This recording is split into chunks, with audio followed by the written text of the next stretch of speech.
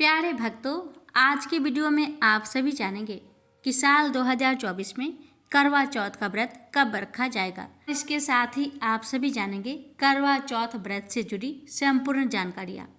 हिंदू धर्म में करवा चौथ का पर्व बेहद महत्वपूर्ण माना जाता है।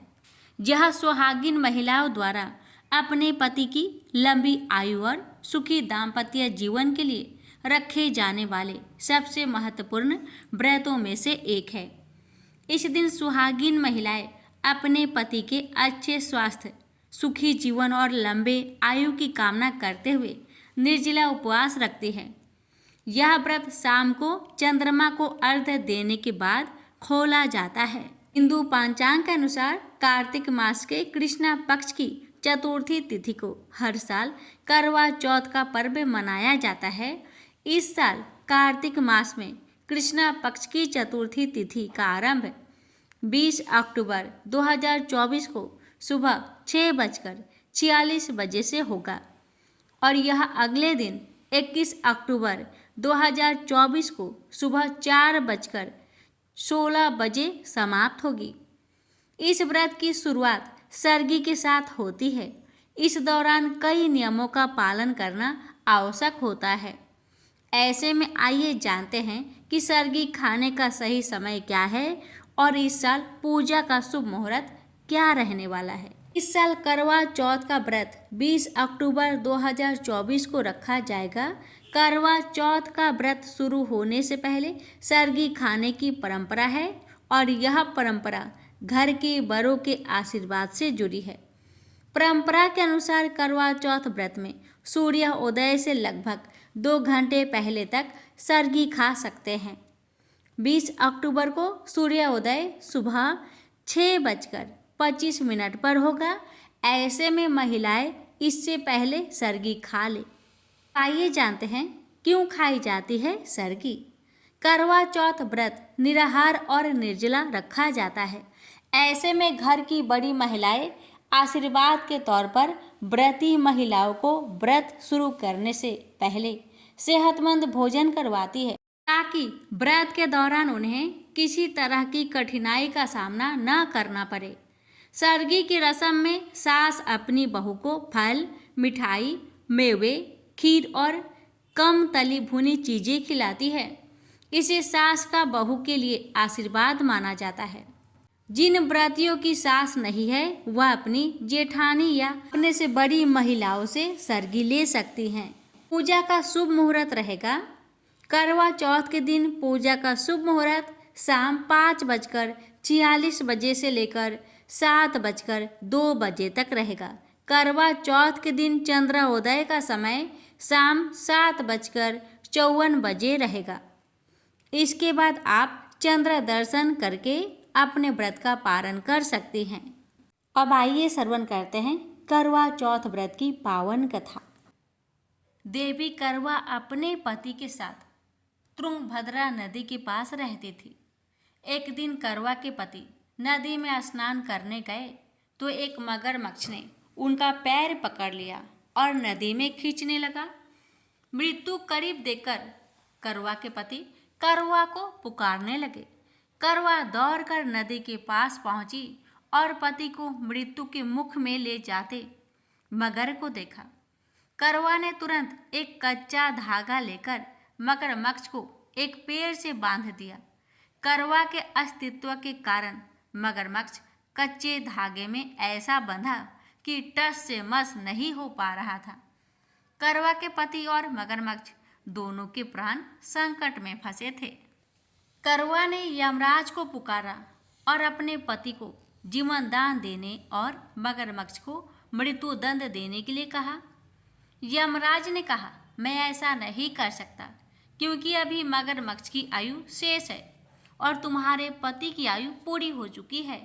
क्रोधित होकर करवा ने यमराज से कहा, अगर आपने ऐसा नहीं किया तो मैं आपको श्राप दे दूंगी।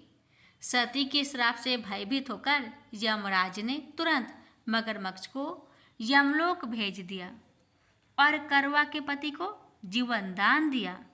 इसलिए करवा चौथ के व्रत में सुहागिन स्त्रियां करवा माता से प्रार्थना करती है कि हे करवा माता, जैसे आपने अपने पति को मृत्यु के मुख से वापस निकाल लिया, वैसे ही मेरे सुहाग की भी रक्षा करना। करवा माता की तरह सावित्री ने भी कच्चे धागे से अपने पति को वट वृक्ष के नीचे लपेट कर रखा था। कच्चे धागे में लिपटा प्रेम और विश्वास ऐसा था कि यमराज सावित्री के पति के प्राण अपने साथ लेकर नहीं जा सके। सावित्री के पति के प्राण को यमराज को लौटाना पड़ा और सावित्री को वरदान देना पड़ा कि उनका सुहाग हमेशा बना रहेगा और लंबे समय तक दोनों साथ रहेंगे। प्रेम से बोलिए गणेश भगवान की जय, करवा चौथ माता की जय।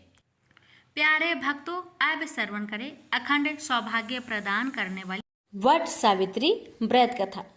भद्र देश के एक राजा थे जिनका नाम अश्वपति था। भद्र देश के राजा अश्वपति के कोई संतान न थी। उन्होंने संतान की प्राप्ति के लिए मंत्र उच्चारण के साथ प्रतिदिन 1,00,000 आहुतियां दी। 18 वर्षों तक यह क्रम जारी रहा। इसके बाद सावित्री देवी ने प्रकट होकर वर दिया कि राजन, तुझे एक तेजस्वी कन्या पैदा होगी।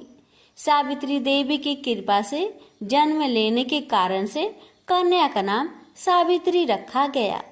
कन्या बड़ी होकर बेहद रूपवान हुई। योग वर न मिलने की वजह से सावित्री के पिता दुखी थे। उन्होंने कन्या को स्वयं वर तलाशने भेजा। सावित्री तपोवन में भटकने लगी। वहां साल्व देश के राजा धूम्रसेन रहते थे, क्योंकि उनका राज्य किसी ने छीन लिया था। उनके पुत्र सत्यवान को देखकर सावित्री ने पति रूप में उनका वरण किया। श्री राज नारद को जब यह बात पता चली तो वह राजा अश्वपति के पास पहुंचे और कहा कि हे राजन, यह क्या कर रहे हैं आप? सत्यवान गुणवान है, धर्मात्मा है और बलवान भी है, पर उसकी आयु बहुत छोटी है। वह अल्पायु है। 1 वर्ष के बाद ही उसकी मृत्यु हो जाएगी।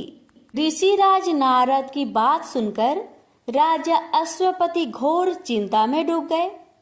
सावित्री ने उनसे कारण पूछा तो राजा ने कहा, पुत्री, तुमने जिस राजकुमार को अपने वर के रूप में चुना है वह अल्प आयु है। तुम्हें किसी और को अपना जीवन साथी बनाना चाहिए। इस पर सावित्री ने कहा कि पिताजी, आर्य कन्याएं अपने पति का एक बार ही वरण करती है। राजा एक बार ही आज्ञा देता है और पंडित एक बार ही प्रतिज्ञा करते हैं और कन्यादान भी एक ही बार किया जाता है। सावित्री हठ करने लगी और बोली, मैं सत्यवान से ही विवाह करूंगी। राजा अश्वपति ने सावित्री का विवाह सत्यवान से कर दिया। सावित्री अपनी ससुराल पहुंचते ही सास ससुर की सेवा करने लगी। समय बीतता चला गया। नारद मुनि ने सावित्री को पहले ही सत्यवान की मृत्यु के दिन के बारे में बता दिया था। वह दिन जैसे जैसे करीब आने लगा, सावित्री अधीर होने लगी। उन्होंने 3 दिन पहले से ही उपवास शुरू कर दिया। नारद मुनि द्वारा कथित निश्चित तिथि पर पितरों का पूजन किया। हर दिन की तरह सत्यवान उस दिन भी लकड़ी काटने जंगल चले गए। साथ में सावित्री भी गई। जंगल में पहुंचकर सत्यवान लकड़ी काटने के लिए एक पेड़ पर चढ़ गए। तभी उसके सिर में तेज दर्द होने लगा। दर्द से व्याकुल सत्यवान पेड़ से नीचे उतर गए। सावित्री अपना भविष्य समझ गई। सत्यवान के सिर को गोद में रखकर सावित्री सत्यवान का सिर सहलाने लगी। तभी वहां यमराज आते दिखे। यमराज अपने साथ सत्यवान को ले जाने लगे। सावित्री भी उनके पीछे पीछे चल पड़ी। यमराज ने सावित्री को समझाने की कोशिश की। यह विधि का विधान है, लेकिन सावित्री नहीं मानी। सावित्री की निष्ठा और पति परायणता को देखकर यमराज ने सावित्री से कहा, हे देवी, तुम धन्य हो। तुम मुझसे कोई भी वरदान मांगो। सावित्री ने कहा कि मेरे सास ससुर वनवासी और अंधे हैं, उन्हें आप दिव्य ज्योति प्रदान करें। यमराज ने कहा ऐसा ही होगा, जाओ आप लौट जाओ।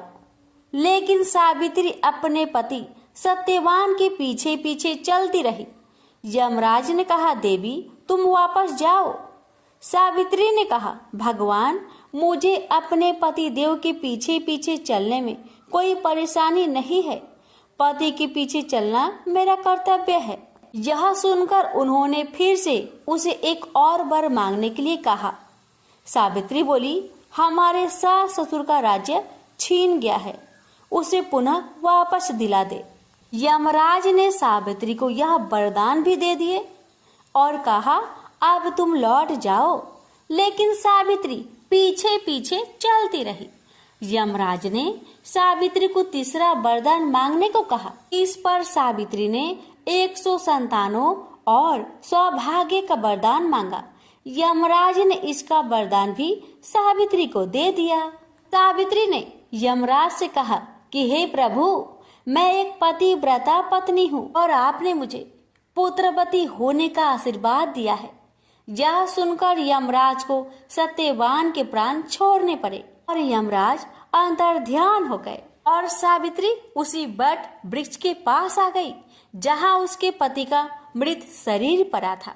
सत्यवान जीवित हो गया और दोनों खुशी खुशी अपने राज्य की ओर चल पड़े।